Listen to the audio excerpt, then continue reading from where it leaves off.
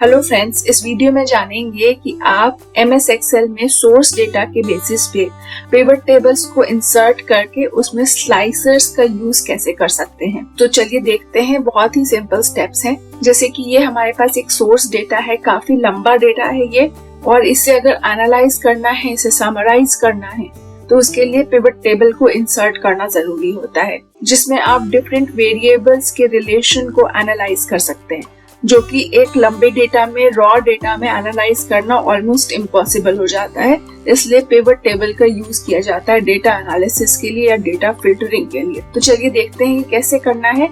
आपको सबसे पहले यहाँ पे इस डेटा को सेलेक्ट कर लेना है Ctrl A प्रेस करके, और आपको जाना है इंसर्ट पे, और यहाँ पे आपको फर्स्ट ऑप्शन मिल रहा है पिवट टेबल का। इस फर्स्ट पे क्लिक करना है फ्रॉम टेबल एंड रेंज। देखिए यहाँ पे टेबल और रेंज ऑलरेडी सिलेक्टेड है, जो हमने सिलेक्ट किया था। Choose where you want the pivot table to be placed, तो आपको न्यू वर्कशीट पे क्लिक करना है और यहाँ से ओके पे क्लिक कर देना है।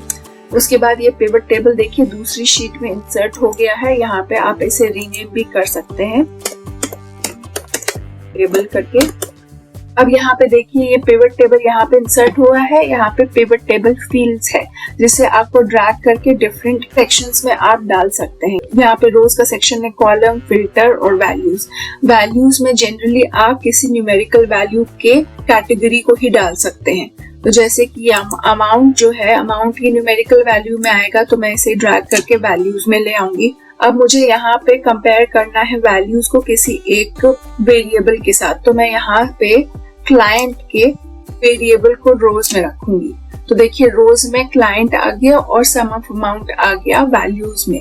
तो मतलब कि ABC कॉर्पोरेशन का सम ऑफ वैल्यू ये है, ब्रिजेस कंपनी का ये है। इस तरह से ये एक पिवट टेबल बन गया। अब इसके बेसिस पे और फिल्टरिंग अगर हमें चाहिए तो वो हम कैसे कर सकते हैं। आपको यहीं पे कर्सर को रखना है पिवट टेबल पे, क्योंकि अगर आप पिवट टेबल पे कर्सर को नहीं रखेंगे तो ये जो पिवट टेबल एनालाइज का टैब है ये ओपन नहीं होगा आपके लिए।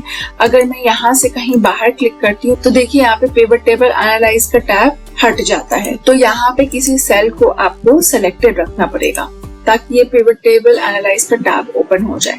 इस पे आपको जाना है और यहाँ पे देखिए इंसर्ट स्लाइसर का ऑप्शन मिलता है। यहाँ पे मैं इस पे क्लिक करूंगी और यहाँ पे देखिए आपको किस तरह का स्लाइसर को इंसर्ट करना है। जैसे कि अगर मैं ईयर के स्लाइसर को इंसर्ट कर रही हूँ, ये डेटा को ईयर वाइज फिल्टर करने में मदद करेगा, और ओके पे क्लिक कर रही हूँ। ये देखिए एक स्लाइसर इंसर्ट हो गया। अब मैं अगर यहाँ पे देखिए 2019 के ऑप्शन पे क्लिक करती हूँ तो देखिए 2019 का डेटा यहाँ पे फिल्टर होकर आएगा पिवट टेबल में।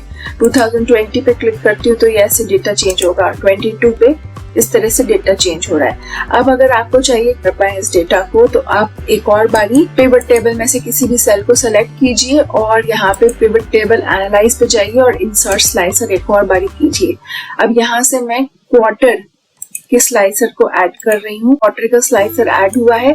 अब अगर देखिए मुझे 2020 में Q2 का डेटा चाहिए, तो ये इस तरह का डेटा आ गया। 22 में Q3 का डेटा चाहिए, तो ये डेटा आ गया। तो ऐसे ही आप और ज्यादा फिल्टर कर सकते हैं डिफरेंट स्लाइसर्स को क्रिएट करके। 22 में Q1 का डेटा ये है। इस तरह से आप स्लाइसर का यूज कर सकते हैं।